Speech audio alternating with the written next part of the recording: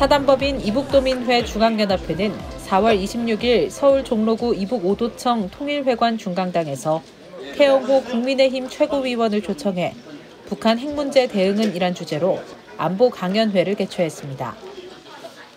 네, 시간이 됐으므로 지금부터 시작을 하겠습니다.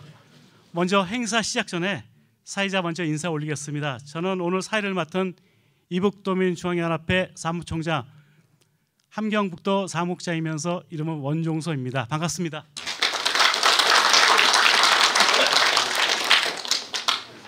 오늘 바쁘신 중에도 불구하고 귀한 걸음을 하여 주신 내빈 여러분과 도민 여러분께 진심으로 감사드립니다.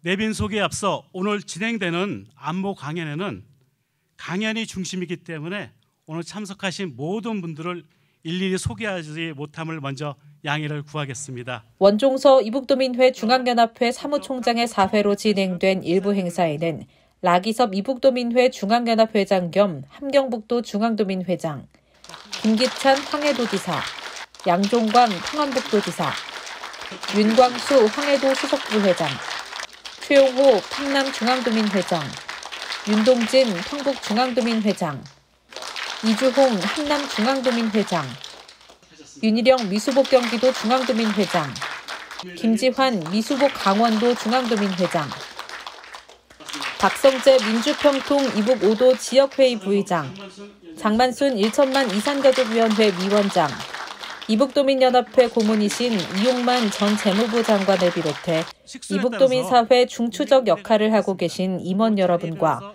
200여 명의 도민들이 함께했습니다. 국회다여 경례.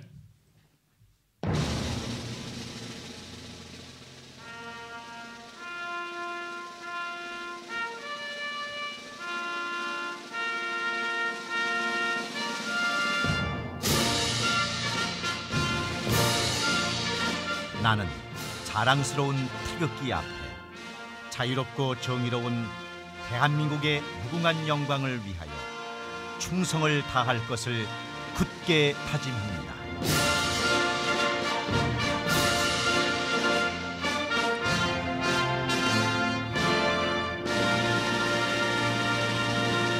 바로 다음은 애국가 제창입니다. 반주에 맞춰 1절만 힘차게 부르시겠습니다. 국민의례에 이어 라기섭 이북도민회 중앙연합회장 겸 함경북도 중앙도민회장은 개회사에서 이북도민회 중앙연합회 주최로 태영호 국회의원을 초청하여 안보 강연을 개최하게 되어 매우 기쁘다고 말하면서 날로 심각해져가는 북한 핵 관련 문제와 대응이란 주제로 한시적 핵 무장을 주장해온 태영호 최고위원의 고견을 접하는 중요한 시간이라고 말했습니다.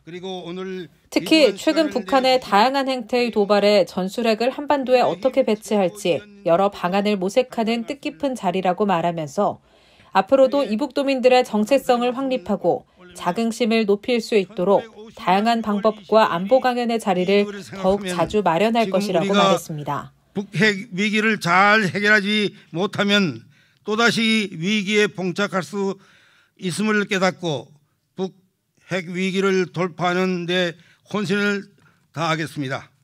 고향에 가는 날까지 오늘 참석해 주신 모든 분들이 건승을 기원드립니다. 감사합니다. 자, 고맙습니다. 뜨거운 박수 부탁드리겠습니다. 다음은 이북 5도위원회 김기찬 황해도지사님의 축사가 있으시겠습니다. 단상으로 모시겠습니다. 강연회를 준비하신 라기섭 이북도민 중앙연합회 회장님과 관계자 여러분들의 노고에 깊은 감사의 말씀을 드립니다. 김기찬 황해도지사는 축사에서 북한의 핵 문제를 어떻게 슬기롭게 헤쳐나가야 할 것인가에 대해서 다양한 논의와 소중한 시간이 되길 바란다고 말하며 특히 태용호 최고위원은 북한의 고위급 외교관 출신으로 해박한 지식을 바탕으로 북한의 핵 문제와 윤석열 정부의 통일 대북 정책 추진 방향을 함께 고찰하는 등 이북도민들과 소통하는 시간이 될 것으로 믿는다고 말했습니다. 또한 이북도민들의 망향의 아픔을 승화하고 자유민주통일의 염원을 강조하며 대안을 제시하는 훌륭한 강연회가 되길 바란다고 말했습니다. 다시 한번 오늘 행사에서 주제 발표와 강연회에 참석해 주신 모든 분들에게 깊은 감사의 말씀드리며 그 과정에도 여러분과 함께 평안이 해안이 되기를 기대하면서 감사 인사 말씀을 마칩니다. 대단히 감사합니다. 우리 김기찬 시장님께 다시 한번 큰 박수 부탁드리겠습니다. 고맙습니다. 강연회에 앞서 먼저 그 기념 촬영을 한 다음에 그리고 강연회로 시작을 하겠습니다. 괜찮습니다. 자, 찍겠습니다. 여기 보세요. 가겠습니다. 하나, 둘, 셋. 한 번 더 찍겠습니다. 가겠습니다. 하나, 둘, 셋. 손 한번 잡아주십시오. 손 한번. 네, 다 함께 손을 한번 잡아주십시오. 네, 찍겠습니다. 여기 보세요. 자, 하나, 둘, 셋. 한 번 더 찍겠습니다. 하나, 둘, 셋. 예, 고맙습니다. 네, 기념 촬영을 끝으로 1부 행사를 마치고 2부 행사는 이북도민 연합신문 김보균 동화연구소 편집국장의 사회로 진행됐습니다. 제2부 이북도민의 중앙연합회 초청 안보 강연회를 시작하도록 하겠습니다. 인사 올리겠습니다. 2부 사회 맡은 김보균 이북도민 연합신문 동화연구소 편집국장입니다. 네, 먼저 오늘 강연을 맡아줄 태영호 국민의힘 최고위원님의 양력을 소개해드리겠습니다. 양력 소개는 특별히 윤일영 미수복 경기도민회장님께서 진행하도록 하겠습니다. 네, 여러분 안녕하십니까? 저는 오늘 북한 핵 문제에 대하여 강연해 주실 태영호 의원님의 양력을 소개해 올릴 미수복 경기도 중앙도민회 회장 윤일영입니다. 인사드리겠습니다.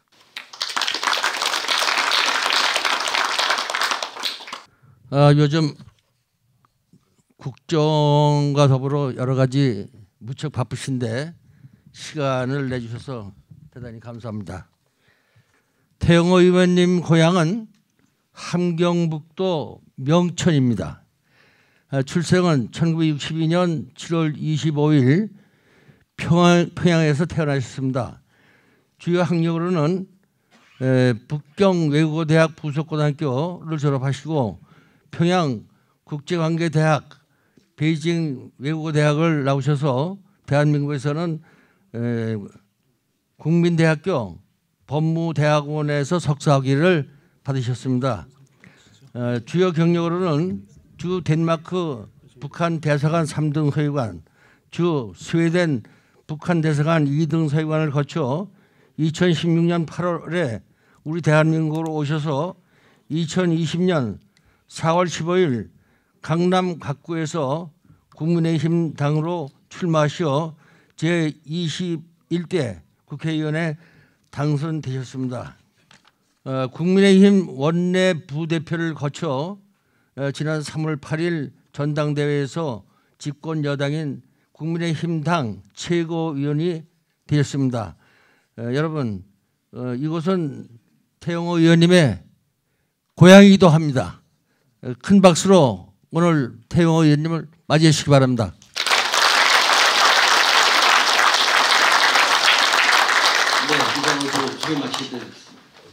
현재 세계는 미중 패권 다툼이 치열해지고 북한의 핵 미사일 위협이 현실로 다가오면서 국민의 안보 불안감을 어떻게 해결해야 하느냐에 모든 관심이 모아지고 있습니다. 한미 정상회담 역시 이것과 궤를 같이 한다고 생각하는데요. 그래서 오늘 이북도민의 중앙연합회도 안보 강연회를 마련했습니다.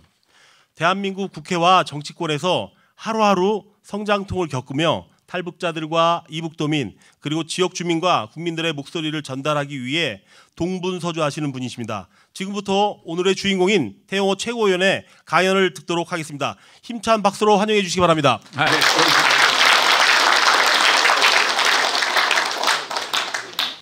예, 반갑습니다.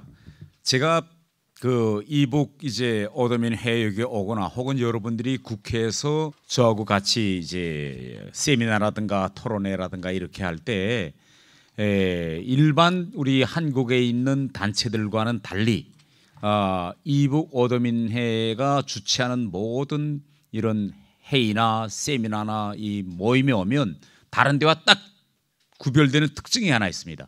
뭔가 하면 이 단상에 올라오시는 분들이 모든 분들이 다 와서 태극기에 먼저 경건하게 인사하고 자기 발언을 시작합니다. 저는 왜 다른 단체들은 이렇게 하지 않는지 저는 좀 안타깝습니다. 그래서 제가 가만 생각해 보니까 여기에 계시는 분들은 그 누구보다도 국가 간에 투철하시고 그 누구보다도 이 태극기가 얼마나 우리한테 소중한 것이냐 하는 것을 일반 우리 국민들보다 더 잘 알고 있기에 스스로 태극기를 바라볼 때마다 와서 경의를 표하고 자기 발언을 시작하지 않느냐. 저는 이렇게 생각하는데 혹시 우리 이북 어도민회에 그런 룰이 있는지 제가 물은 아직 보지 못했습니다.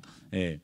제가 오늘 이 과연 우리의 핵무장은 가능한가라는 이러한 강연 주제를 가지고 와서 발언하는데요. 그에 앞서서 좀 몇 가지 제가 하고 싶은 말을 좀 하고 그 다음에 이 핵무장 이야기를 좀 하려고 합니다. 제가 이제 지난번 전당대회 나갈 때 제 주변에서는 많은 사람들이 걱정했습니다. 당신이 지금 전당대회 최고위원으로 나가겠다고 하는데 그건 택도 없는 살이다. 제발 좀 나가지 말아라. 국민의힘에서 강남갑에 공천 줘서 그 보수 텃밭에서 국회의원 되는 거하고 전국을 다니면서 전국에 지지표 얻는 거는 이건 전혀 다른 문제다. 왜냐? 이 대한민국 정치판은 학연, 혈연, 지연 이것이 따라서 이게 움직이지 아무런 연고도 없는 사람이 나가서 전국 다니면서 표를 얻는다. 이건 안 되는 일이다. 그렇게 이야기했습니다. 그래서 제가 아니 야 나만큼 대한민국에 연고가 많은 사람이 어디 있느냐.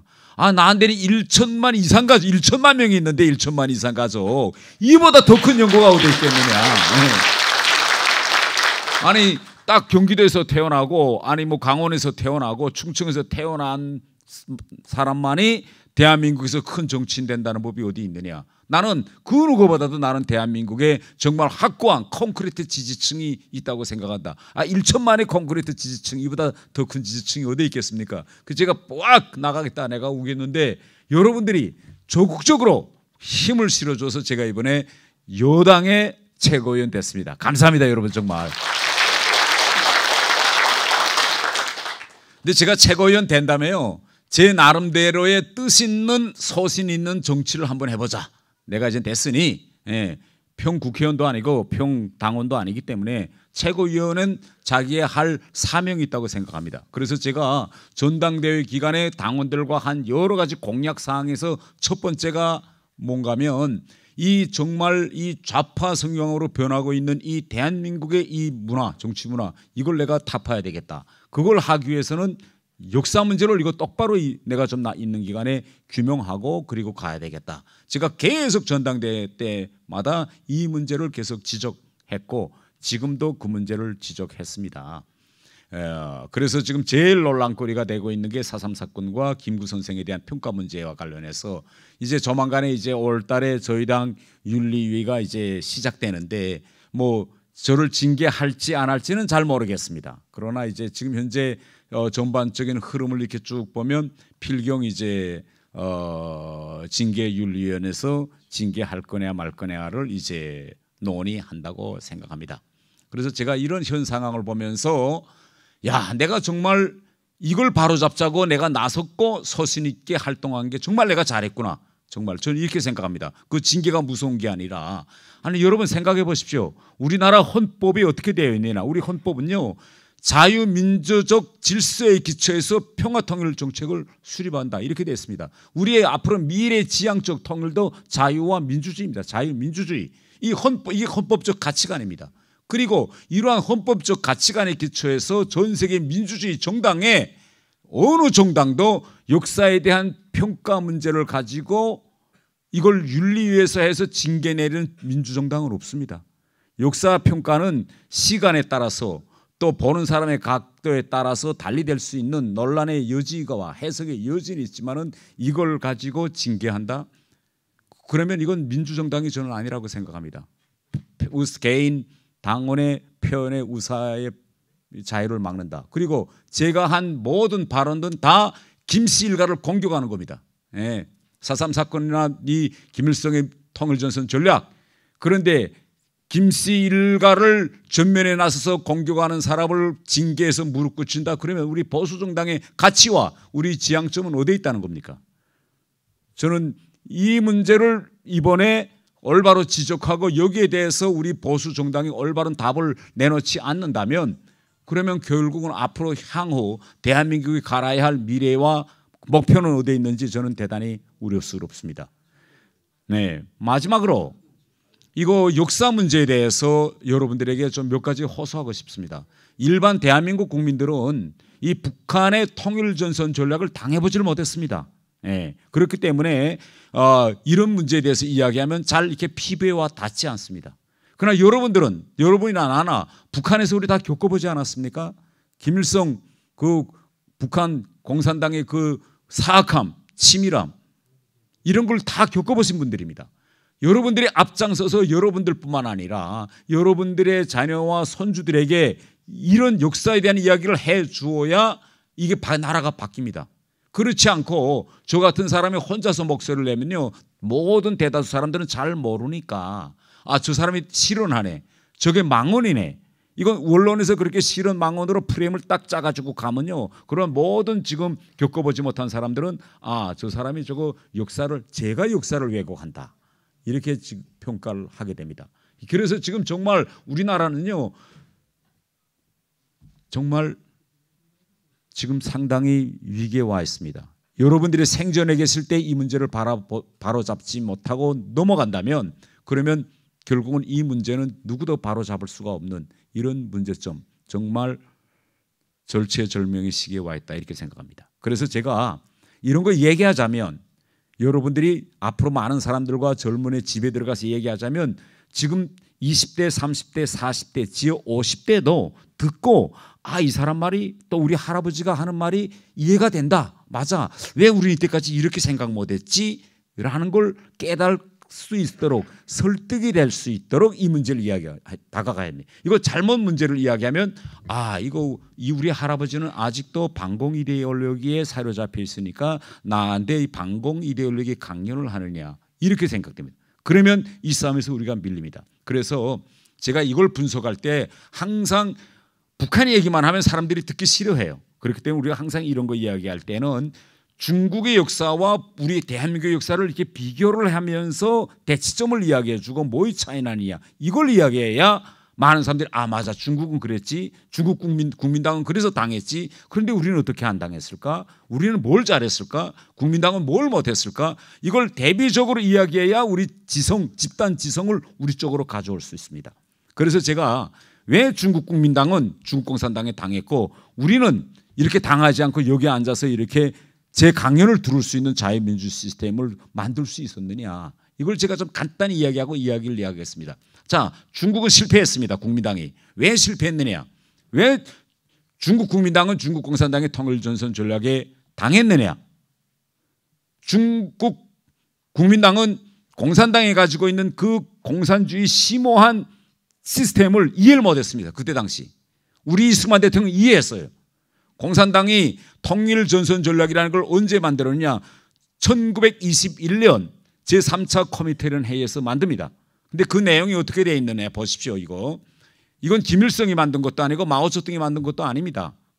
2021년 코미테련에서 만들었어요. 공산당원들에게 당신의 앞에 적이 3명이 있다면 아무리 적이라도 그중 2명의 적과는 손을 잡고 동맹하라. 그래서 그 적을 하나를 쳐서 거꾸로 때려라. 그 다음에 적이 2명이 남았으면 그 2번째 적과 또 손을 잡아서 한 적을 거꾸로 때리라. 그래서 1대1을 만들었을 때 맞짱을 떠라. 이게 1921년 코민테른 제3차 대회에서 채택한 강령입니다. 모든 통일전선 전략을 이렇게 하라고 전 세계 공산당에게 다 알려주었습니다. 자, 그러면 북한 노동당이라는 게 있고 중국 공산당이라는 게 있습니다. 정당이라는 것은 최고강령과 최저강령이 있습니다. 최고강령과 최저강령. 그러면 통일전선 전략에서 최고강령과 최저강령이 어떻게 되는가 하면 최고강령은 폭력혁명을 통해서 정권을 쟁취하는 게 최고강령입니다. 그러나 최고 밑에 최저강령은 그 길로 가는 데서 통일전선 전략이란 수단을 활용하는 게 최저강령입니다. 그래서 공산주의자들이 왜 사악한가 하면 우리가 딱 생각했을 때 이놈 빨갱이네, 이거 죽창 갖구나 찌르겠니, 이렇게 할 수 있겠지만 때로는 정황에 따라서 최고강령을 들기도 하고 정황에 따라서는 최저강령을 들여서 너와 나와 다 같은 우리 공통 분모가 있다, 이런 식으로 당깁니다. 이걸 잘 분간 못한 중국 공산당은 중국 국민당은 망한 거예요. 그럼 어떻게 망했느냐? 1924년도에 중국 공산당은 제1차 국공합작이라는 걸 합니다. 1차 국공합작 그때 선중산에 가죠. 1차 가면서 왜 북보를 해야 되겠는데 힘이 약하니까 힘을 합치자. 그런데 약간 깨름해요. 이 공산당 애들하고 이게 과연 이게 될까? 그래서 그때 요구한 게 뭔가 하면 우리 국공합작할 때 군대를 합하자. 그래서 군대를 합하는데 그때 중국공산당 모든 무장부대들은 군복을 벗고 국민당 군복을 입으라. 그러면 우리가 인정할게. 이렇게 됐어요. 그래서 국민당 군대에 들어가는 모든 중국공산당원들은 군복을 벗고 국민당 군복을 입었어요. 오케이, 우리 국민당 너희 군사 통치 지시 다 받을게. 다 우리 군복 입어. 그래서 공산당원들이 몽땅 중국 국민당 군대에 들어갔어요. 그러니까 봐라. 이 세상에 제일 강철 같은 게 군대가 아닙니까? 군사 명령주의 체계에 공산당이 이거 들어왔으니 이게 얼마나 훌륭한 국공합작이냐. 이렇게 생각한 거예요. 그래 공산당이 다 지금 국민당 군대에 들어갔습니다. 자, 여러분 항포군관학교라는 거 아시죠? 항포군관학교 교장은 장개석이고 거기에 정치부 주인 누군지 아세요? 부교장 주울레입니다.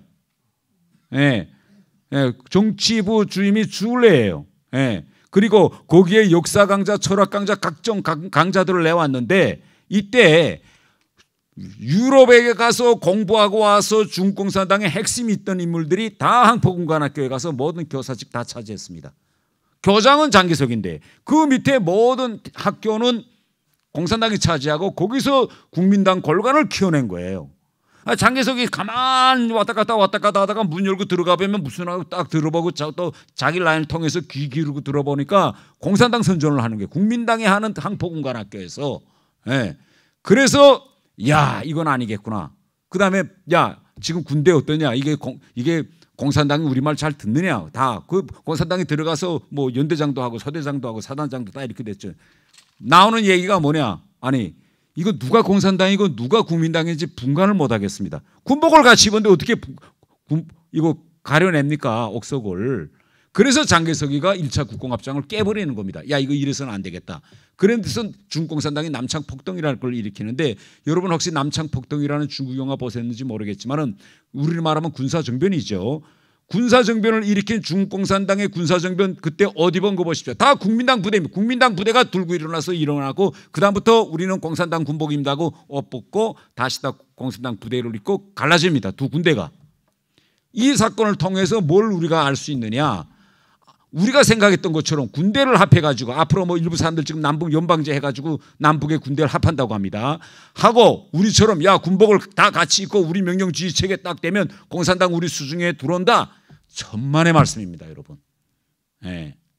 공산당은요, 여러분 아시겠지만 북에서 오신 분들 다 알죠. 매일 비밀 세포회하고 무회하고 해가지고 그 안에 들어가서 야금야금 모든 군대를 다 치는 겁니다. 우리 남로당도 같지 않았습니까? 남로당 군사조직이 우리 그때 국군 조직할 때 각종 모든 부대에 다 들어가서 군사본부 다 만들지 않았습니까? 큰일 날 뻔하지 않았습니까? 우리 여수, 순천, 군인폭동 다 뒤돌아보십시오. 이겁니다. 그래서 결국은 이거 이렇게 된 거예요. 두 번째는요. 자, 왜 또 두 번째만 일본과의 이제 중일 전쟁이 일어납니다. 중일 전쟁이 일어나서 온 중국 사람들이 공산당하고 장개석이 싸우지 말고 마오쩌둥, 모태동하고 장개석이 싸우지 말고 손잡고 일본하고 싸우라고 막 이게서 소환사변이 일어나서 결국은 모태동과 또 장개석이 제2차 국공합작을 합니다. 예. 제가 왜 이야기를 하는가 하면요.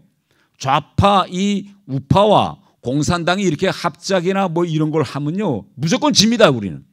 질 수밖에 없는 구조예요, 이건. 그런데 장개석은 그때 이길 줄 알고 또 두 번째 국공합작 했습니다. 해가지고 야 모태동 우리 전체 국민들 앞에서 서안에서 서약합니다. 우리 둘이 손잡고 일본하고 싸운다. 회의 끝났어요. 회의 돌아오자마자 마오쩌둥이 야 천하를 쥘 기회가 생겼다. 이제부터 전체 중공산당 전원회에서 이제부터 중일 전쟁에서 우리는 국민당 군대하고 적당히 싸우는 척하고 공산당 모든 부대들은 전선을 넘으라고 전선을 넘어가라. 이게 중공산당 마오쩌둥이 동방의 태양이라고 했던 첫 번째 칭송이 이겁니다. 전선을 중공산당 부대로 넘어가라. 이게 무슨 얘기냐. 일본군이 밀고 들어오니까 결국은 중원을 밀고 내려오니 저 장개석의 이 모든 행정 통치가 무너지고 일본이 들어오기 때문에 다 후퇴해서 중경위 쪽으로 후퇴해서 밀려나갑니다. 그러니 대도시는 일본군이 장악했는데 소도시와 지방은 누가 장악했을까요? 행정 무정부 상태가 조성됐습니다.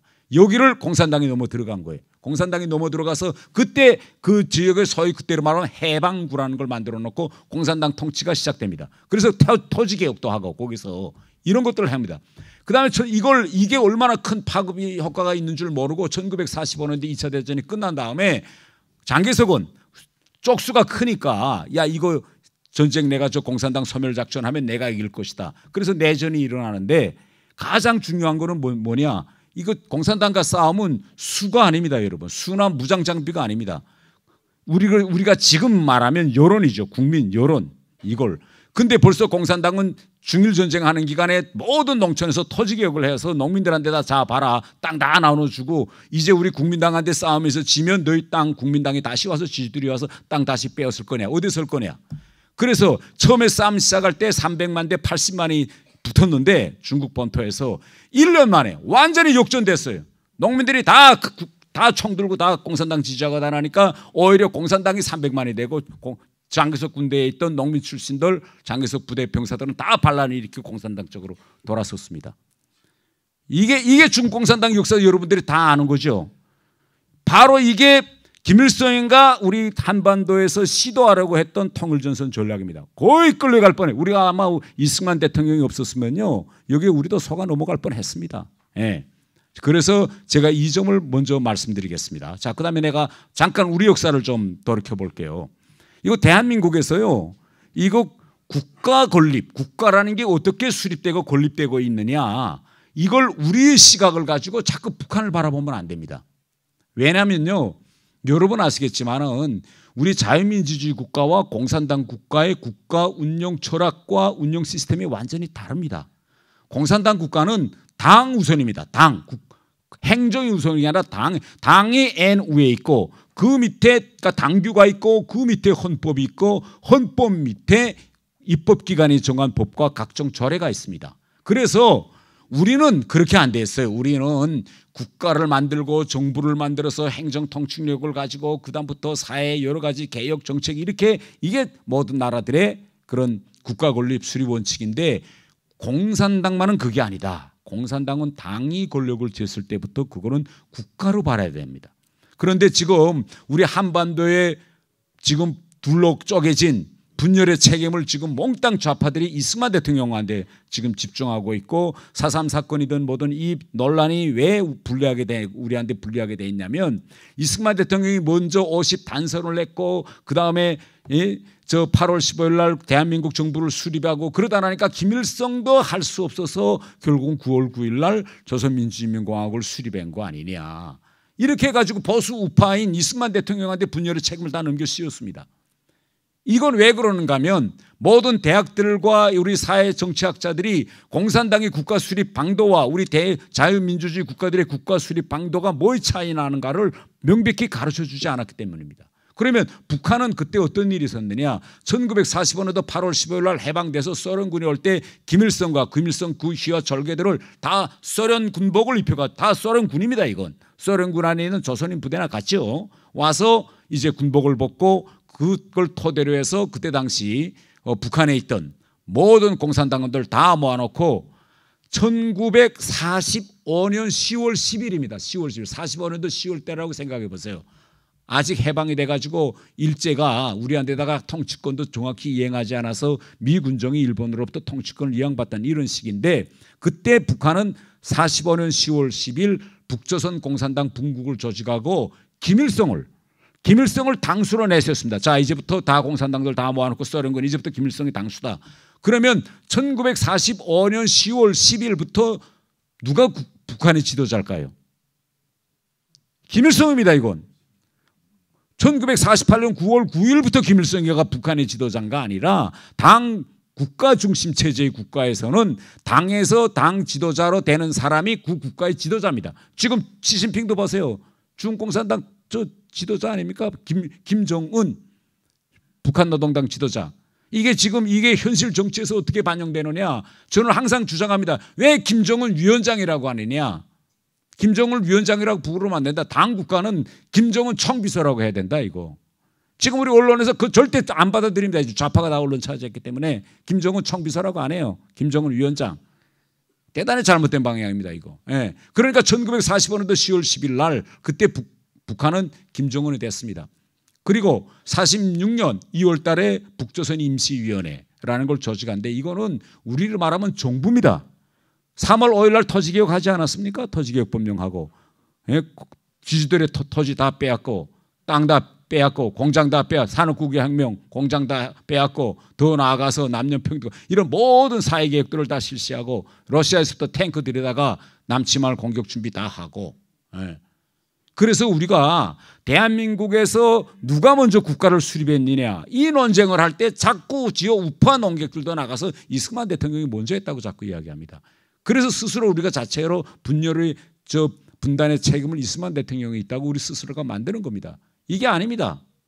여러분들이 왜 북한에서 나왔습니까? 땅을 빼앗고 종교인들 탄압하고 국가가 정책적으로 군대를 만들어서 치려고 하고 이렇게 돼서 다 온 겁니다.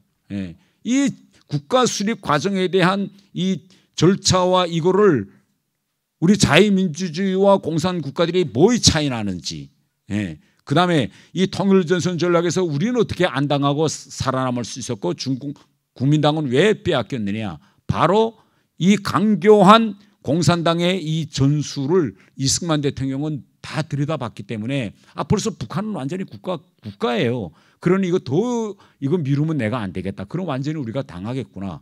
여기저기서 온 남한 땅에서 이 남로당이 무장폭동 일으키고 지금 달라붙는데 그래서 우리는 정말 할 수 없는 국려지책으로 대응책으로 만든 게 결국은 이승만 대통령의 50 단선입니다. 이게 역사 팩트라고 나는 생각합니다. 그렇지 않습니까?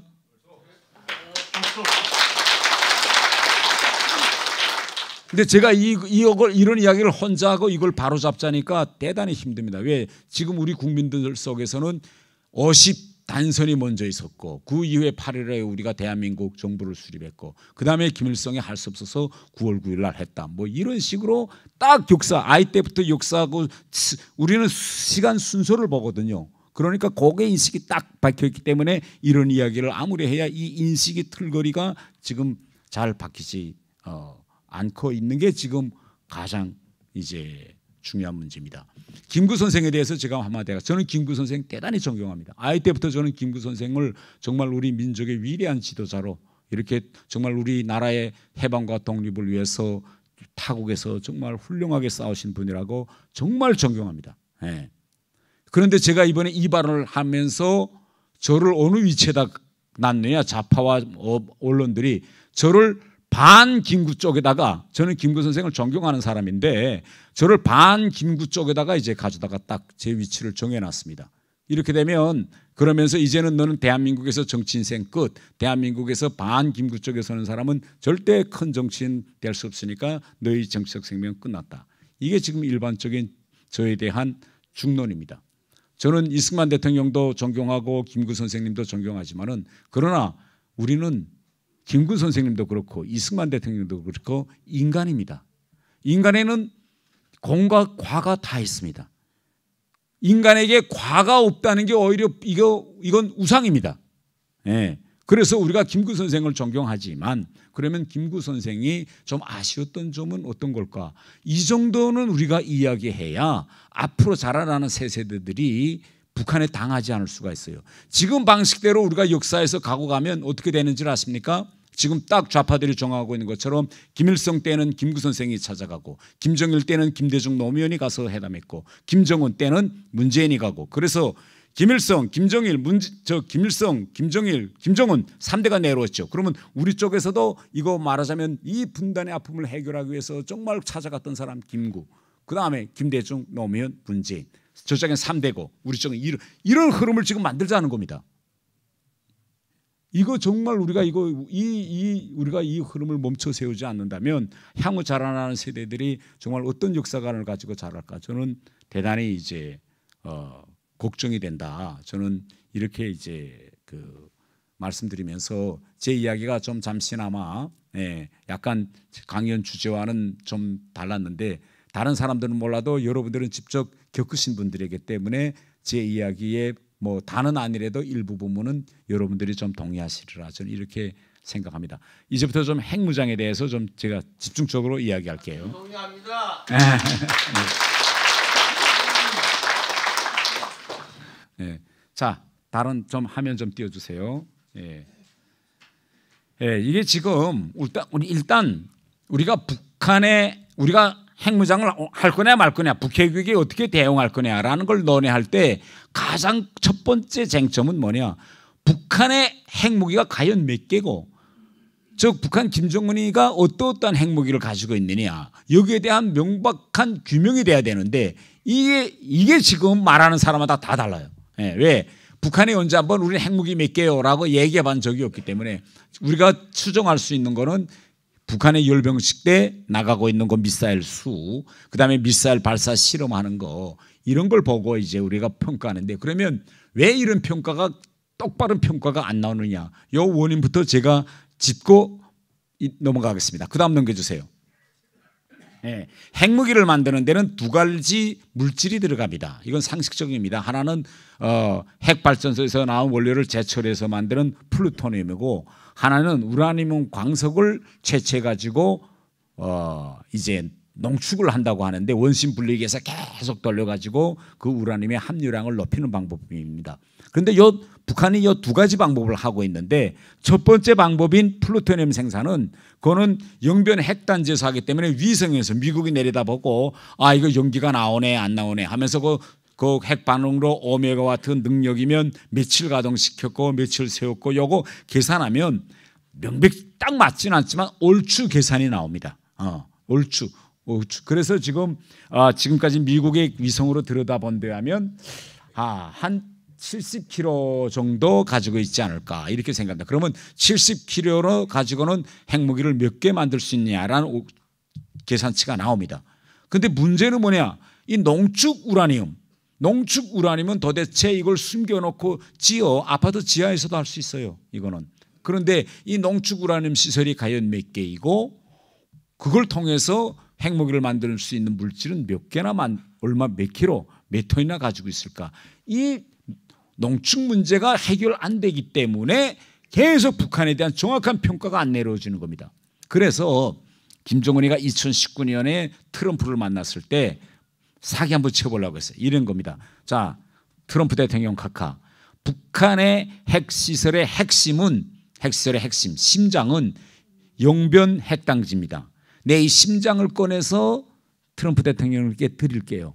그러니까 북한이 받고 있는 제재 11개 중에서 5개를 풀어주세요. 이게 하노이 딜입니다. 하노이 딜이죠. 자, 아니 핵 무기를 가지고 있는 사람이 자기 심장을 꺼내서 준다니까 이거보다 더 어느 거 막 모르는 사람들은 진짜 그때 그거 지금 아직도 많은 사람들이 그때 그거 딜 했어야지 왜 안 했느냐 이겁니다.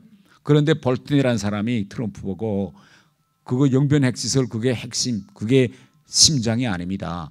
그거보다 더 큰 게 우라늄 농축인데 우라늄 농축을 해가지고 앞으로 몇 개 더 만들고 물질을 얼마나 나간지 건 알 수 없습니다. 그래서 영변 핵시설 가지고 딜하면 안 됩니다. 이게 볼튼이 트럼프 대통령에게 한 그런 충언이었습니다. 그래서 트럼프 대통령이 볼튼 말을 다 듣고 김정은한테 뭐라고 했느냐. 오케이, 내가 영변 핵시설 내놓겠다는 거 정말 내 환영한다. 오케이, 환영, 웰컴. 그런데 내 너한테 한 가지 좀 물어보자. 너 농축 우라늄 시설 5개인가 있다고 하는데 우리가 위성으로 보니까 이런 자료가 있어 하고 볼튼 보고 야 그거 준비해 좀 가지고 자료 가져와. 그래서 볼튼이 준비해 갔던 봉투를 트럼프 대통령한테 줍니다. 그러니까 트럼프 대통령이 거기서 그걸 꺼내 가지고 김정은한테 자 우리가 있는데 하면 너 여기에 우라늄 농축 시설인데 이게 맞노? 하고 한번 답변해 달라고 줬어요. 거기에 김정은이가 지금 답변을 못한 겁니다. 저는 아직도 왜 김정은이가 사기칠 바하고는 그것까지 사기치지 않았을까라고 했는데 왜 트럼프도 이게 긴가민가 해요. 아니 볼튼 같은 사람은 강경파니까 농축시설 있다고 하고 혹시 이거 볼튼 얘가 없는 걸 나보고 계속 와서 있다고 하는 거 아니에요? 야 김정은 말 한번 좀 들어보자 본인 말. 그래서 본인한테 내가 야 너한테 이런 거 있는데 있으면 있고 없으면 없고 좀 답변을 해다오. 그래야 이거 용병 가지고 우리 딜할 거 아니냐. 그런데 김정은이가 아무 말 못하고 가만히 있었어요. 그러니까 이놈 이거 말 못하는 거 보니까 있네. 트럼프가 딱 그다음에 머리 챈 거예요. 있구나. 이거 있구나. 이거 북한의 이 농축 시설 있다 없다 이걸 가지고 똑바로 말 안 하고 해커 박사 한 명 데려다가 우리 한 요 정도 하고 있다고 한 거 딱 보여줬거든요. 그런데 트럼프는 5곳을 찍어가지고 있지 하는데 김정은이가 말 못하는데 김정은은 이때 뭐라고 말할까 준비를 못 해갖고 그 탁에 앉은 거예요. 네. 내가 만약 김정은이었다. 김정은이가 진짜 머리가 좋은 애다 하면 야 어떻게 하나 제재를 풀어야 되겠으니까 이런 정도도 말할 수 있었을 것 같아요. 아 트럼프 대통령 카카 그 우라늄 문제는요. 그건 다음 기회에 토론하고 일단 우리 1단계로서 북한 비핵화 1단계로서 영변 핵당지하고 대북 제재 오늘은 요거 바꾸고요. 우리 서로 다음 또 만나자. 다음 또 만날 때 그때 우라늄 농축 문제 터야면 어떨까요? 뭐 이 정도로 역지 안 했으면 트럼프는 적극적인 사람이니까 그래 그럼 다음번에 만나고 또 하지 그럼 오늘 이 정도로 우리 합의하지 하고 합의되었을 수도 있어요. 근데 김정은이가 어쩔 줄 몰라서 지금 딱 있는 자료 위성자료 딱 들이대니까 빼도 박도 못하겠으니까 야 이거 어떡할까 이거 트럼프 다 알고 있네. 그래서 막 침묵하니까 그 순간에 트럼프가 아하 있구나 하고 오케이 준비된 다음에 또 만나자고 자리 차고 나온 겁니다. 그래서 북한의 핵 능력 판단할 때 이 문제가 지금 핵심이다. 다음 PPT 돌려주세요. 그러면 지금 우리 고전에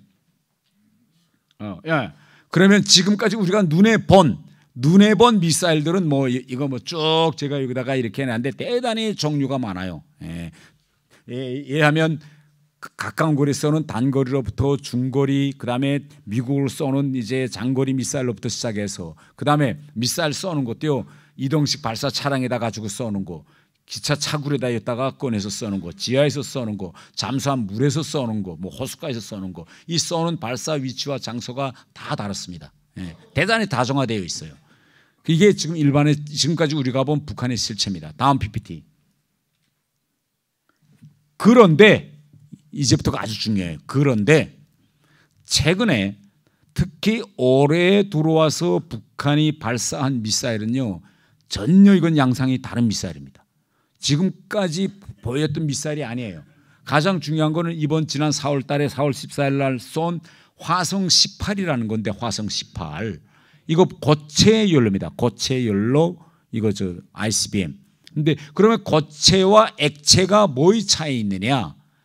액체는요 쏘려고 이렇게 앰플화 방법도 있지만은 이렇게 여서 미사일에다가 장착해 놓고 있지 못합니다. 부식이 빨리 되고 대단히 위험해요. 그래서 대다수 나라들은 두 가지 방법을 택하는데 그건 액체 그 연료 차에다가 두고 있다가 미사일 쏘겠다 할 때 가지고 나와서 미사일을 쐬고 거기다가 액체를 주입시킵니다. 주입시켜 가지고 이제 쏘자 하고 꽝 쏘는 방법이 하나 있고 다른 하나는 액체를 암풀에 넣어가지고 가지고 있다가 그 암풀조차도 미사일에 장착을 못합니다. 가지고 있다가 쏘자 하면 암풀을 가져오고 미사일 가져다 거기다 이제 맞춰 끼워가지고 준비합니다.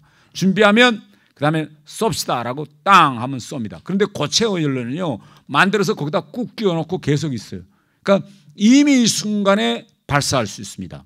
그러면 액체냐 고체냐를 왜 이거 우리와 미국이 신경을 쓰느냐? 미사일을 발사할 때 미국이 이제 초고도 정찰 위성이 있어요. 이 미국의 초고도 정찰 위성은 북한을 몇 분당 간격으로 보느냐? 30초당 간격으로 봅니다. 30초당 간격으로 내려다봐요. 한 번 쫙 스크린 쫙 하고 30초 지나고 또 두 번째 스크린 또 쫙 하고 지나면 첫 번째와 두 번째 달라진 게 화면상으로 딱 비교됩니다. 미사일이 벌써 나온다. 지금 이거 발사하는 거 미국이 다 내려다보고 있습니다. 발사하네. 이 전쟁 상황이라면 그 다음에 바로 발사 이거 한다 하면 지시정황이 내려갑니다. 그러면 바로 그 발사 원점을 우리가 먼저 미사일이고 가져다가 뭐 액체 암풀 끼우든지 원료 주입할 때 그 원점을 바로 가서 때려서 쏘지 못하게 사전에 제압할 수 있습니다. 그런데 고체를 만들었다라고 하면 이미 다 준비된 거 부르륵 가져서 세우고 빵 쏘니까 우리가 사전에 제압할 수 있는 선제 타격에서 이걸 눌러놓을 수 있는 시간적 여유가 안 생기는 겁니다. 그래서 이 고체 연료를 지금 북한이 어떻게 하려고 하는데 북한의 말에 의하면 지난 4월 14일 이거 했다는 겁니다. 다음. 자, 두 번째는요.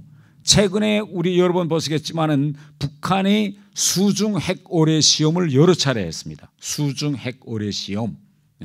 이게 어떤 의미냐? 이런 의미입니다. 이 수중에서 지금 러시아가 지금 이거 해서 성공했는데 수중에서 핵을 폭발시키면 물기둥, 쓰나미가 500m 올라갑니다. 물기둥이 이렇게 500m 쫙 올라가요. 500m 정도 물기둥이 올라가면 아마 이거 우리 동해에서 뭐 울산 앞바다나 포항 앞바다에서 이거 치면요 500m 물 그 큰 쓰나미에서 그 해안가 주변 도시는 다 싹쓸이 하는 겁니다. 그런데 해안가 도시가 문제가 아니라 왜 이걸 지금 하느냐? 지금 여러분 한번 한미연합 훈련할 때 보세요. 한미연합 훈련할 때 미국의 바다 핵 전략 자산이 동해 쪽으로 들어옵니다. 쭉 동해 쪽으로 지난해 보면 니미츠호 항모도 동해 쪽에 들어와서 부산항에 들었다가 동해에서 우리하고 같이 이제 하고 빠지는 겁니다. 근데 오는 길이요. 바다도 길이 있습니다. 길이 이렇게 정해져 있어요.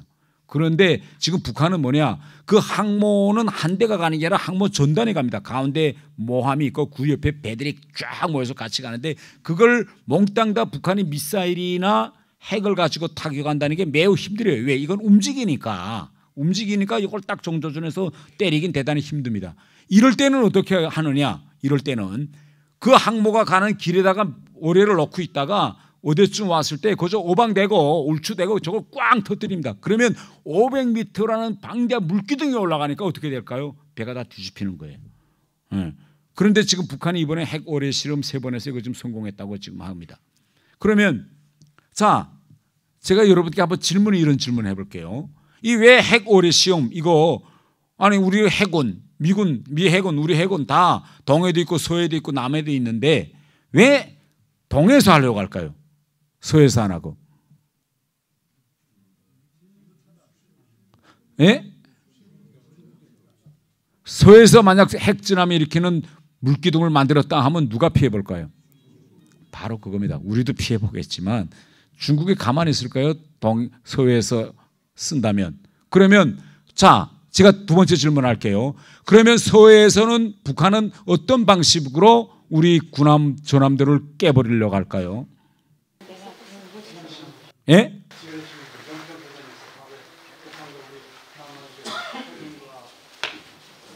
다시 한번 들으세요. 자, 동해에서는 핵 오래를 여서 물기둥을 만드는 방법으로 그 전역을 쓰나미를 만들어서 다 배가 뒤집히게 해서 뭐 한미 연합 작전, 미국의 전략 자산 투입을 막았다. 그러면 서해에서는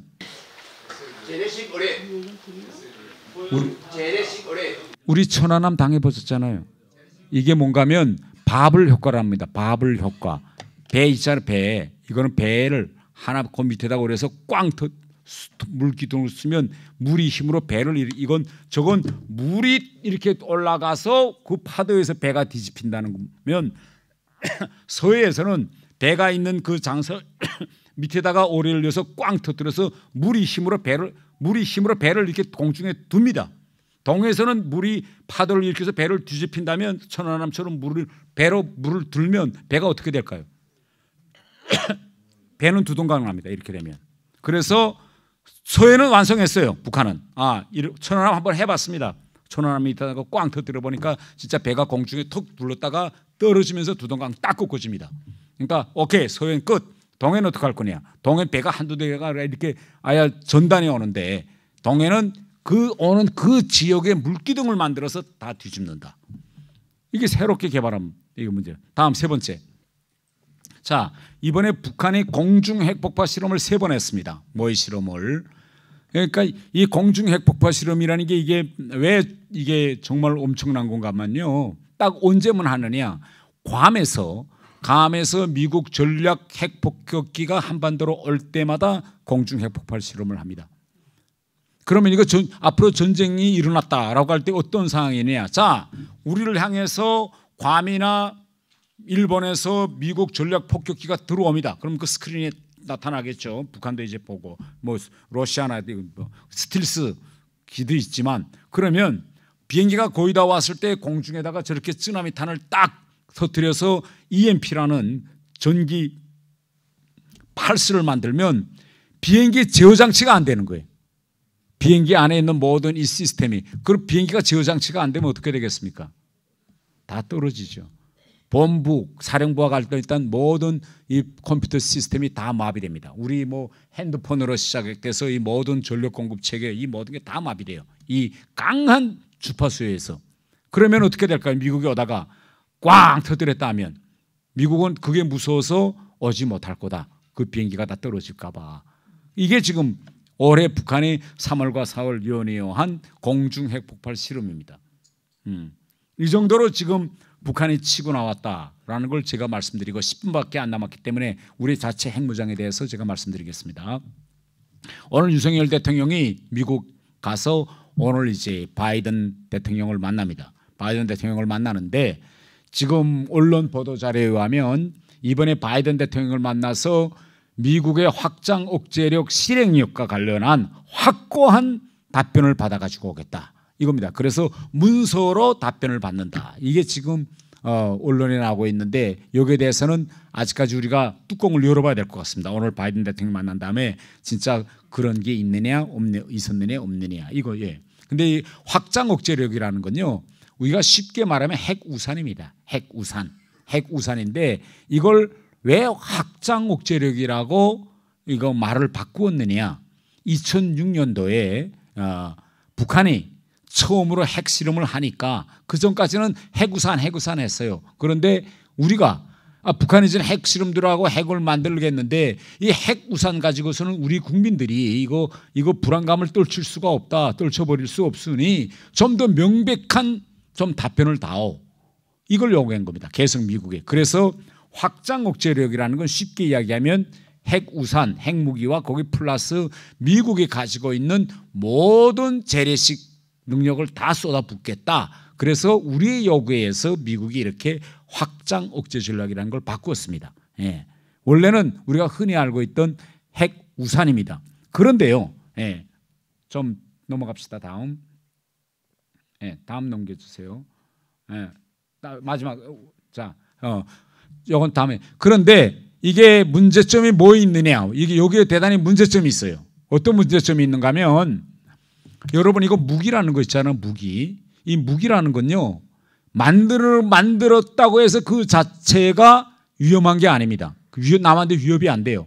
새로운 무기를 만들면 어떻게 되느냐. 이걸 군대에 주어서 실전 배치해가지고 어떤 상황에서 무기를 쓴다는 군사 연습을 해야 돼요. 군대가. 자, 이럴 때 이렇게 쓴다. 뭐 빡 하면 떼나가서 무기를 조정하고 뚜고 때리고 뭐 이걸 군대에서는 뭐라고 말하면 작전 계획이라고 합니다. 작전 계획. 우리 뭐 5027 작전 계획. 작전 계획이라고. 왜? 작전 계획이 있어야 군대가 연습을 합니다. 이런 상황에서 이렇게 한다. 그런데 지금 현재 미국이 우리에게 제공하려는 핵 확장 억제력 이게 뭔가 하면 쉽게 이야기하면 북한이 우리를 향해서 핵을 쓴다면 미국이 핵으로 북한을 반격해서 핵으로 응징한다. 이거지 않습니까? 그러면 응징한다면 어떻게 응징할 거냐라는 작전 계획이 있어야 돼요. 그래야 거기에 따라서 우리가 같이 해볼 거 아닙니까?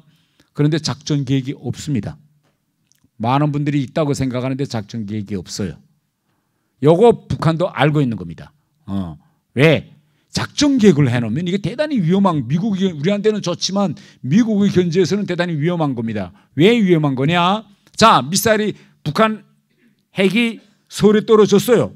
떨어졌으면 작전 계획은 어떻게 움직이냐? 땅 떨어졌다라고 하면 핵이 썼다라고 하면 그 작전 계획에 따라서 모든 장교들은 자, 뭐 진돗개 매 타고 막 달려가고 미국군 달려가서 미국 핵 잠수함 사령관이 발사해서 그 미사일을 눌러서 그 발사탄이 북한에가 떨어져야 됩니다. 이게 작전 계획이에요.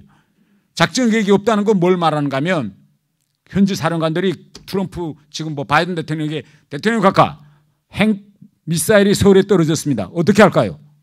물어봐야 됩니다. 이거는 정치적 결단이에요. 미국 대통령의 결단. 떨어졌어?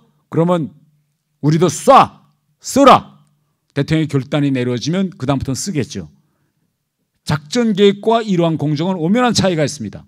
그러면 여러분, 자, 서울에 핵무기가 떨어졌어요. 그러면 바이든 대통령한테 내일 떨어졌는데 바이든 대통령한테 대통령 각하 주한미군 사령관이든 태평양 사령관 핵으로 북한을 공격할까요? 라고 할 때 바이든 대통령이 하라! 하고 지시 내릴까요? 안 내릴까요? 요 지점입니다. 지금. 작전 계획이 있으면 지시가 필요해. 작전 계획은 교전 수칙에 따라서 딱 움직입니다. 그런데 작전 계획이 없으면 바이든 대통령이 하라 말라 하라라는 지시를 내릴까 안 내릴까? 어떻게 생각하세요? 안 내릴 것 같으세요? 이게 지금 우리가 저 같은 사람이 불안한 겁니다. 왜 안 내린다고 생각하세요? 안 내린다라고 하면 바로 그겁니다. 그래서 왜 김정은이가 저렇게 기를 쓰고 하느냐, ICBM을. 그 어느 민주주의 국가 대통령도 자국의 핵폭탄이 날아올 걸 감수하면서 자기 핵무기로, 저들과 관계없는 자기 핵무기로 타국을 때리지 않을 것이다 라는 게 북한의 모든 김정은 포함한 지도자들이 믿고 있는 신념화된 생각입니다. 미국 사람들한테 제가 수차례 물어봤어요. 세미나장과 미 국무부, 국방부 다 오케이. 우리가 핵을 맞았을 때 얼마 전에 미 국방장관이 만약 너네가 핵을 공격한다면 북한 정권이 종말할 것이다 이렇게 했습니다. 수위가 달라졌어요. 트럼프 때는 완전 파괴하겠다 이렇게 말했는데 바이든 대통령 때 와서는 김정은 완전 종말 표현이 달라졌습니다. 수위가 올라갔어요. 그래서 오케이 종말이란 말 좋은데 그러면 구체적인 질문 좀 답변해다오.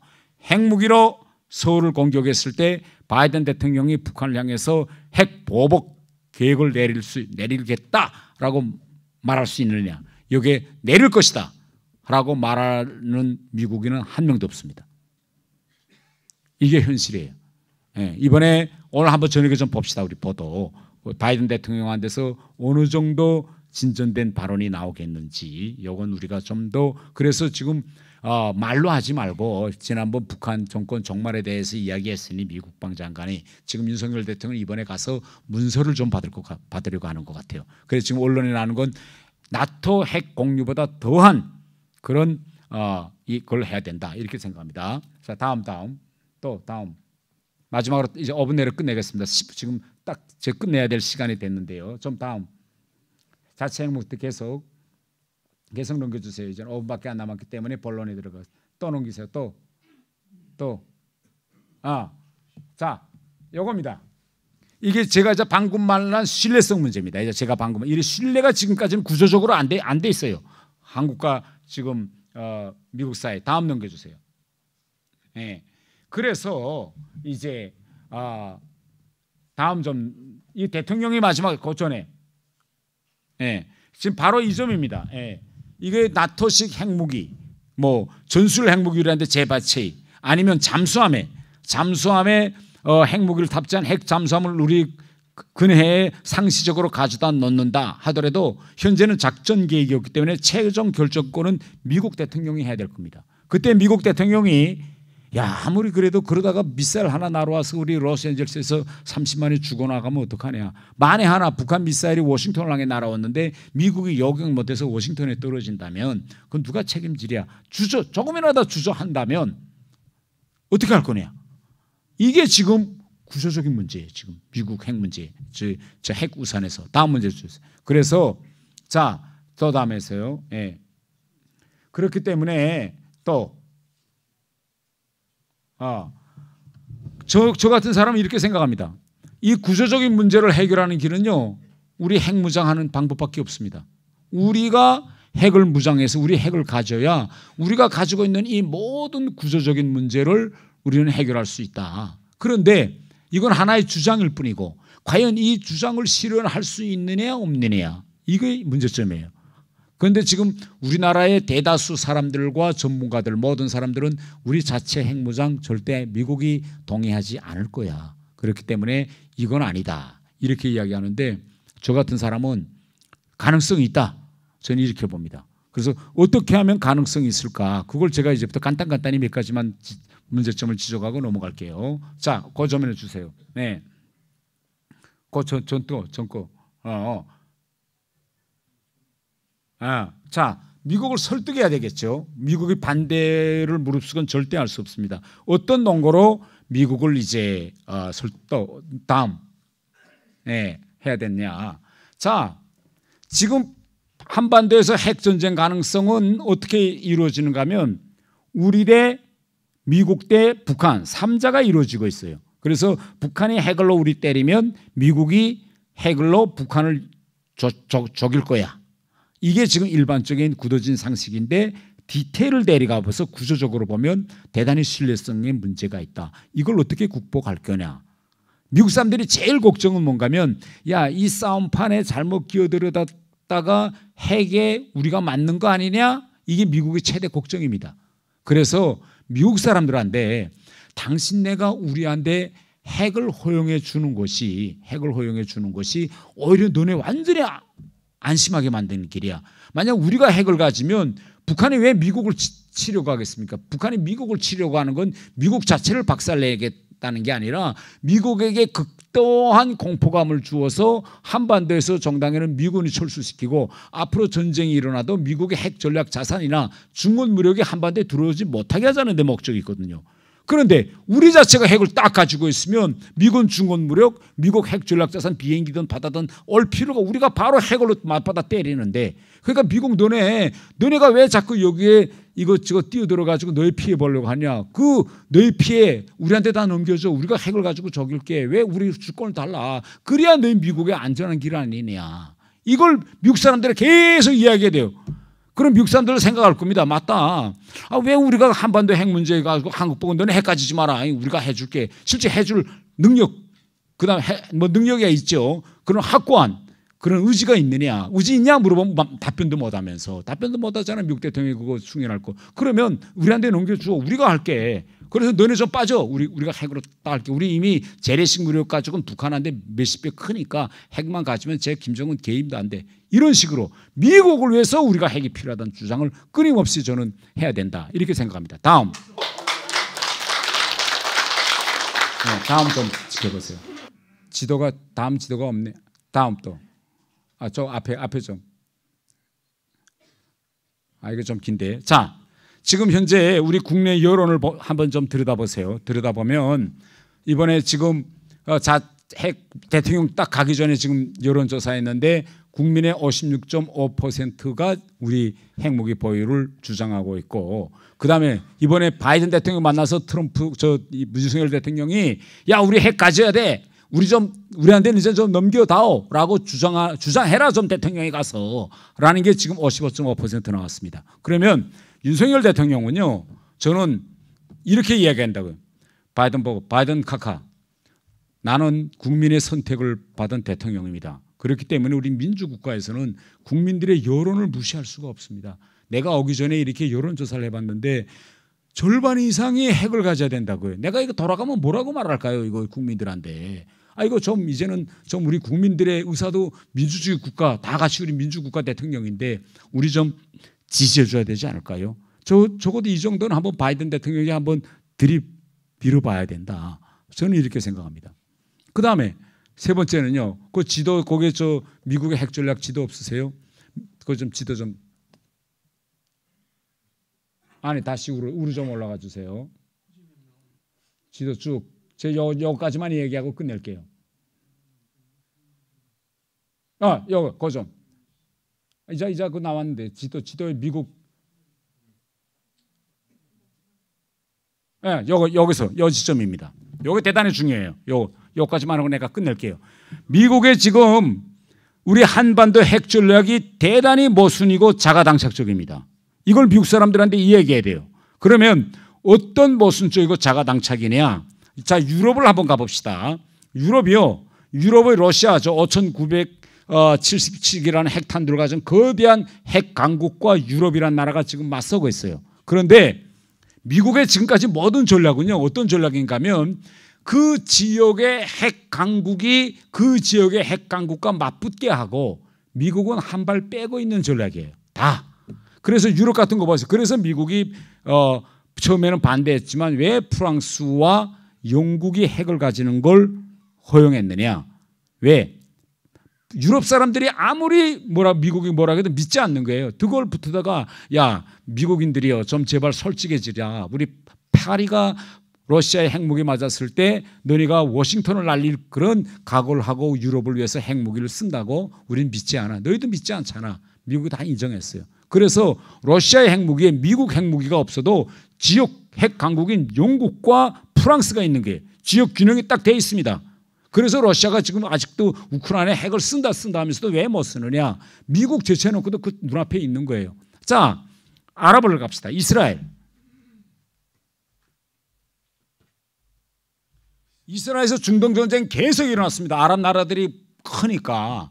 그래서 이거 어떻게 이 지역에서 평화를 유지할까? 그래서 결국은 미국이 이스라엘의 핵 보유를 허용해 줬어요. 그래서 이스라엘이 핵을 딱 가지는 순간에 아랍에서 아랍 전쟁 안 일어납니다. 왜? 이렇게 작은 나라, 아랍 나라들이요, 이스라엘을 붕괴시키는데 몇 시간이 필요할까요? 70분이면 끝납니다. 모든 아랍 나라들이 자 시작 영차 해가지고 탱크를 모았다가 왕 밀면요 70분이면 이 아랍 나라의 탱크가 이스라엘 바다까지 밀고 나갈 수 있게 이렇게 작은 나라예요. 그럼에도 불구하고 왜 이스라엘이 이 지역을 통제하느냐? 핵을 가지고 있기 때문입니다. 그래서 이 나라 여기서는 미국 핵이 만약 아랍 나라들이 이스라엘을 공격한다 그럼 미국 핵이 쓸 거냐 말 거냐. 앞으로 이란이 지금 핵 가지겠다는 거잖아. 그럼 이란에 저 미친 이란이 핵을 이스라엘에 쓴데 미국이 핵 법역할 거냐 말 거냐. 이런 문제 제기도 안 돼요. 왜? 아니 이스라엘이 바로 자기가 야, 나 공격해봐라 바로 때릴게. 그다음에 시리아 핵무기 한다고 바로 비행기 가면서 폭파해서 다 없애버리고 이라크 핵 한다니까 우리 미국 안 믿, 이스라엘 사람들은 미국 안 믿습니다. 그렇게 유대인이 미국에 많이 가 있지만 왜? 미국을 잘 알아요 유대인들이. 미국의 동작 원리를. 그래서 시리아에서 핵발전소 시설 북한이 가서 건설해 주다는 거 바로 폭격기가 들어가서 잿가루 만들고 사담 후세인 이라크에서 하는 거 바로 들어가서 잿가루 만들고 이렇게 몇 번 해놓으니까 더 나서내가 지금 이란이 나서고 있는데 나서도 아마 이스라엘은 바로 죽일 겁니다. 그래서 저 아랍 나라들은 우리처럼 미국에 가서 확장 억제력 실행력 좀 어떻게 해주세요. 핵무기 좀 어떻게 만약 이란이 공격할 거면 미국 핵무기가 어떻게 이란을 때릴 겁니까? 이런 논의 자체가 없어요. 자, 저 아시아로 와 봅시다. 자, 아시아에 보세요. 지금 인도와 파키스탄이라는 나라가 있어요. 지금 인도와 파키스탄이 계속 전쟁했습니다. 그래서 쟤들이 핵무기로 우리 이거 완전히 싸움 끝내자. 내가 날 못 치고 내가 너 못 칠게. 그래가지고 또 인도는 또 중국과 경쟁 관계고. 그래서 얘들이 처음에 인도 파키스탄에 핵무기 만들었을 때 미국이 야 너네 내가 석기 시대로 돌려보낼 거야 이렇게 이야기했죠. 그런데 98년도에 핵실험 인도랑 했는데 98년도에 핵실험하고 미국이 이란, 인도, 파키스탄에 제재를 가하다가 그 다음에 2001년도 반테러전 아프가니스탄 반테러전 하면서 이 인도나 파키스탄의 도움이 없이는 이거 안 되는 겁니다. 영공을 열어줘야 미국이 아프가니스탄에 들어가겠는데 그래서 결국은 핵보유를 다 인정해 주었어요. 이제는 미국 대통령 부시가 인도에 가서 인도를 이제는 핵클럽에까지 다 받아주는 이런 상황입니다. 제재 오래도 안 했어요. 그래서 보세요. 여기서는 미국이 지역 핵 강국을 인정해 주었습니다. 오케이. 너희 문제 너희끼리 핵을 가지든 뭘 가지 너희끼리 해. 아세아에서 우리한테 지금 딱 왔어요. 우리한테 보세요. 우리는 지금 이 아세아의 구도가 유럽은요 러시아 핵 가진 한 나라와 핵을 가진 미국, 영국, 프랑스 3대 1이 붙어 있어요. 아시아는 역으로 핵을 가지고 있는 중국, 러시아, 북한이 3개 나라고 3개의 핵 군사동맹이고 우리는 오직 핵 가지고 있는 미국 대 일본과 한국이 거의 기대에 있어요. 역으로 1대 3입니다. 우리는. 그러니까 우리는 이런 문제점을 미국한테 얘기해야 됩니다. 너네 다른 나라 다른 곳에서는 다 너희 핵 공격 안 받겠다고 지역에 있는 핵 강국들 다 스몰 키워서 너희끼리 싸우게 하고 우린 빠질겠는데 왜 우리한테는 이거 안 된다고 하느냐. 우리 문제는 이제 우리가 책임지고 할게. 우리도 유럽, 이스라엘, 인도, 파키스탄처럼 핵 주권 우리 자주권인데 넘겨다오. 이걸 우리가 강하게 주장해 나가면 저는 정책적 이거 좀 모순적에 보이죠. 네. 문제는 정치 지도자들의 의지와 국민들의 의지가 달려있다고. 국민들이 다 같이 야 우리 한번 이 고비 넘어보자 하고 우리가 허리띠 절라매면요 뭐 한동안 좀 제재가 있어서 좀 이렇게 출렁이겠죠. 연말까지만 딱 끝내고 좀 다음 이제 제재 문제 좀 이야기합시다. 제가 이런 이야기하면요 패널에서 나가서 그럽니다. 의원님 좀 책임성 있는 발언 하지 마세요. 왜요? 그러면 아니 우리는 수출로 먹고 사는 나라입니다. 수출이 조금만 적자가 나도 경제가 출렁이고 지금 경제가 이렇게 금리 때문에 국민들이 힘들어하고 이런데 이거 핵무장하다가 만일 미국이 또 국제적인 제재가 들어오면 우리는 어떻게 견딜 겁니까? 이거 그러다 큰일 납니다. 이렇게 이야기하는데 이건 국제 정세를 지금 바라보지 않고 하는 이야기입니다. 지금 유엔을 한번 바라보세요. 우크라이나 전쟁 이후에 북한이 왜 지금 저렇게 배째라고 나와서 매일 미사일 쏘는 줄 아세요? 아무리 미사일 쏘고 핵실험해도 유엔에서 러시아와 중국이 제재결의 통과 안 시킵니다. 북한 편에 딱 써서 한 건도 통과 못해요 지금. 그런데 아니 배째라고 핵실험하고 저 미사일 쏘는 거는 러시아와 중국이 지금 방탄 딱 쳐주고 있는데 우리가 핵무장으로 나간다 해서 미국이 야 러시아 중국 우리 다 같이 저 한국 적이자 이렇게 할까요? 안 합니다. 이건 국제 지금 유엔이 이렇게 돌아가. 그래 유엔의 제재가 들어온다 이건 사실 이 현실과 이거 맞지 않습니다. 예. 또 그러니까 또 다음 주장은 야 그럼 미국이 우리에게 단독 제재를 가할 거다. 예? 단독 제재를 가해서 어떡하나 우리 핵무장 못하도록 무릎을 꿇을 것이다 이렇게 생각하는데 물론 여러 번 뭐 시도는 하겠지만 저는 우리와 미국과의 이제 경제관계 특히 미국은요 지금 우리의 핵무장보다도 더 중요시하는 게 새로운 공급망 형성입니다. 이젠 중국하고 결사전을 하지 않으면 이제 중국한테 밀린다는 거 알아가지고 이젠 반도체를 비롯해서 모든 첨단을 이제는 위한 이런 첨단 기술 동맹을 지금 묻는데 거기서 지금 핵심이 누굽니까? 우리입니다. 예. 그런데 야 한국 자네 핵무기 때문에 저거 무릎 꿇히고 쟤들 제재 가하게서 완전히 저 나라가 저 파탄되게 만들자. 저는 이렇게 하는 저는 안 할 거다. 그래서 미국과 의견 충돌이 있고 좀 이랬지만은 우리가 생각했던 것처럼 그렇게 완전히 나라가 걷어날 정도까지는 안 될 거다. 저는 이거 확신합니다. 우리가 2, 3년만 온 국민이 우리 IMF 극복할 때처럼 하면요, 우리는 핵 무장을 할 수 있고 만일 여러분 한번 생각해 보세요. 우리가 핵까지 가진 나라가 됐다. 지금 우리 문화의 강국, 진짜 반도체와 같은 모든 첨단 기술의 강국으로 되고 있는 우리가 핵 무기까지만 가지면요, 이건 우리는 단번에 세계 강국의 반열에 들어설 수 있는 이런 기회입니다. 감사합니다.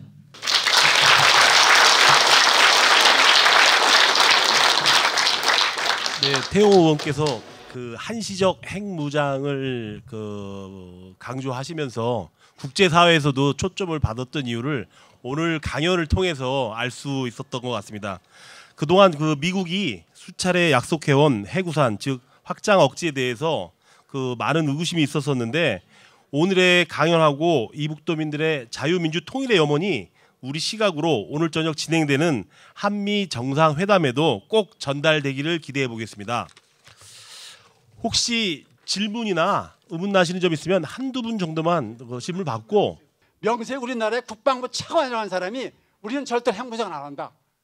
그걸 결국 그러면 남한만 비핵화 선언을 강조하자는 건지 어떻게 하게 되는지 우리는 알다시피 지금 재래식 무기만 가지고 북한은 지금도 오늘도 우리가 보다시피 계속 저렇게 미사일 발사하고 6차까지 핵실험을 했는데 그 문제에 대해서는 제가 좀 한번 해명드릴게요. 예, 이거 정치인이 발언과 지금 권력의 위치에 있는 행정부 사람들의 발언은 조금 좀 차이가 있어야 합니다. 왜 차이가 있냐면 그거 내가 해명해 드릴게요.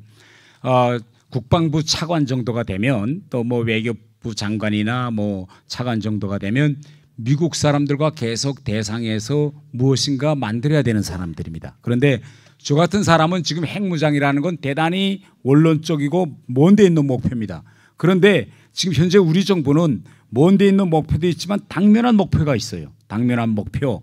이 당면한 목표는 뭔가 하면 이번 윤석열 대통령이 가서 제기하겠는지 모르겠는데 핵으로 가자면 핵무장으로 가자면 합법적으로 할 수 있는 일이 있어요. 우리 핵무장 안 할게 라고 하면서도 할 일이 있어요. 그게 뭔가 하면 아까 제가 이야기한 것처럼 북한이 우라늄 농축시설 가지고 우라늄을 농축하잖아요. 비밀리에. 그런데 우리도 우리나라에 우라늄 강석이 있고 우리도 우라늄 농축을 해야 합니다. 그래야 핵물질을 만들 수 있는데 이건 국제법적으로 허용된 겁니다. 뭐 핵무기 왜 그걸 농축해가지고 핵발전소 쓰는데 그런데 지금 미국이 왜 못하냐 우리가 한미 원자력 협정을 개정 안 해주기 때문에 못하고요. 왜? 예, 그게 첫 번째입니다. 두 번째는 북한도 플루토늄이 있잖아요. 그런데 우리나라에서 지금 발전소에서 나오고 있는 이 핵물질 이거 계속 지금 양이 커지고 있어요. 그러면 우리는 어떻게 해야 되느냐 이걸 빨리 재처리해서 부피를 이만큼 지금 있는 걸 쭉 요만큼으로 작게 해야 돼요. 이걸 재처리라고 합니다. 근데 작게 하면 이만큼 있는 걸 이렇게 작게 하면 그게 뭐이 되느냐? 플루토늄이 돼요. 이게 핵물질이 되는 겁니다. 그런데 핵 차관이라는 사람이 나가서 태영호 맞다. 우리 핵무장으로 가야 된다. 그러면 미국이 우리는 지금 요 한미 원자력 협정 개정을 하려고 하는데 이거 동의 줄까요? 안 주는 겁니다. 그래서 그런 행정부에 있는 사람들은 그런 말밖에. 그럼 나 같은 말에 하면 차관 정도가 할 때 미국 사람들이 따질 겁니다. 아니 당신네 지금 한미 원자력 협정 개정하자고 하는데 너네 정당에는 핵으로 가려는 거 아니냐? 라고 말하면 차관 같은 사람은 그 태영호가 미친놈 돼서 그 미친 소리 하니까 그런 거 믿지 마시고 우리는 일단 만났을 때 이 정도만 하시죠. 일단 하면 돼요. 그렇게 해서 그런 고비를 넘기려고 하는 거 있고 저는 왜 이렇게 담대한 계획이지만은 저 같은 사람은 지르느냐 이렇게 자꾸 질려야 첫째 미국 사람들이 야 이거 한국 사람들이 믿지 않네 이거 어떻게 하면 믿게 할까 그래서 자꾸 우리한테다가 문서로 써주겠다 이렇게 하고 제가 아까 작전 계획이 없다고 했죠. 그럼 미국 사람들이 야 이거 그러면 우리가 좀 약간한 마지막 최종 단계까지 갈 수 있는 비슷한 작전 계획이라도 만들 수 있지 않을까 이렇게 우리의 불안감을 달래줄 수 있는 그런 조치들을 이제 취할 겁니다. 다음 세 번째 문제는요. 지금부터 핵무장 해야 한다 해서 국민적 인식이 계속 돼야 제가 방금 이야기했던 국민의 찬성률, 지지율이 먼데 있는 일이라도 자꾸 이걸 넣는 좀 붙어야 이게 올라가기 때문에 정치권에서 힘이 실릴 것입니다. 그래서 저 같은 사람은 좀 미친 소리 같아서 앞에서 지르고 윤석열 대통령 같이 행정권을 쥐고 있는 사람은 매우 미묘하게 세세하게 전략을 짜서 우리 욕을 하나하나 실현하고 이런 길로 가야 된다. 저는 이렇게 생각합니다. 감사합니다. 네, 시간 관계상 질문은 요것만 받기로 하겠습니다. 현실적으로 한국의 그 독자적 핵무장이 어렵지만 태영호 의원님께서 말씀하신 것처럼 그 더 강력한 그 대안이 오늘 밤 한미 양측의 공동 문서에 담겨가지고 북한의 도발 위협에 맞서서 국가와 민족을 지킬 수 있는 북핵 대책이 제시되길 기다리면서 오늘 강연회를 모두 마치도록 하겠습니다. 모두 감사합니다. 잠시 안내 말씀드리겠습니다. 옆 강당에 대강당에 오찬 자리 마련해 있습니다. 한 분도 빠지지 마시고 식사를 하시고 그 식사 끝나시고 작은 정성이 담긴 선물도 준비했으니까 꼭 챙겨가시기 바랍니다. 감사합니다. 이상 사단법인 이북도민회 중앙연합회 초청 안보 강연회 소식을 마칩니다.